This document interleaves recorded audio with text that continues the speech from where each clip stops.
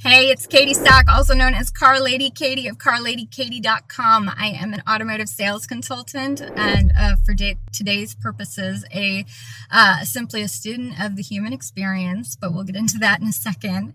It's my mission to simplify the car buying process for all.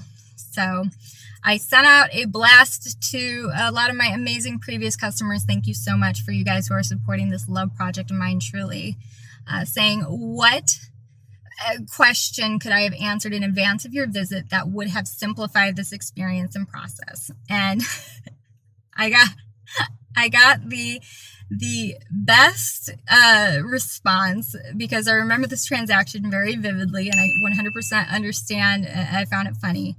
And the essence of the question is, how could I have made my wife be more decisive earlier? And why didn't somebody tell me what happened?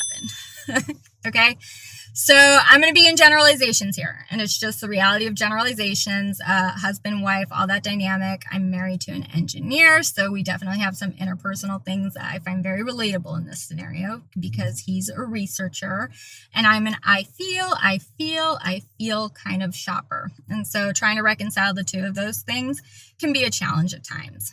And I think to support an indecisive partner, the punchline is you need to listen to that partner, okay? And the product of this whole question and this whole conversation is this couple. They came in prepared to buy a Lexus NX, and he had done all the homework. He was super gung-ho about it.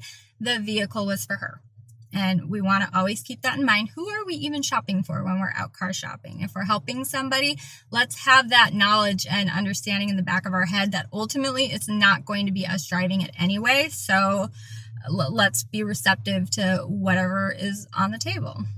The wife, she saw the RX and she kept looking at it and kept looking at it and kept looking at it. And he kept trying to steer her back. And it reached a point where you could tell she was landed on the RX. She wanted to pull the trigger on it, and it's not clicking. And so as a student of the human experience, and also a very blunt person, because he's sort of pressing her like, well, why can't you make a decision? I kind of chime in like, well, I think she has made a decision. I think she's telling you that this is the way that she wants to go. And perhaps, we're just having a gap in communication here. And you're saying that there's this indecision here, but there's not indecision here. It's just perhaps like we're not appreciating the actual message and exchange that's happening here, right?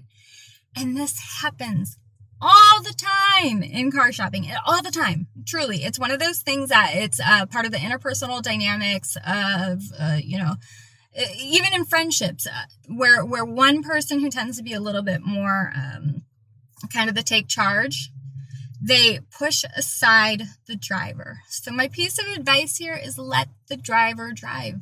Let them be the decision maker. Let them make the choice that they came here to make. And as well-intended as you may be, and I'm sure you're well-intended, we're all well-intended, right?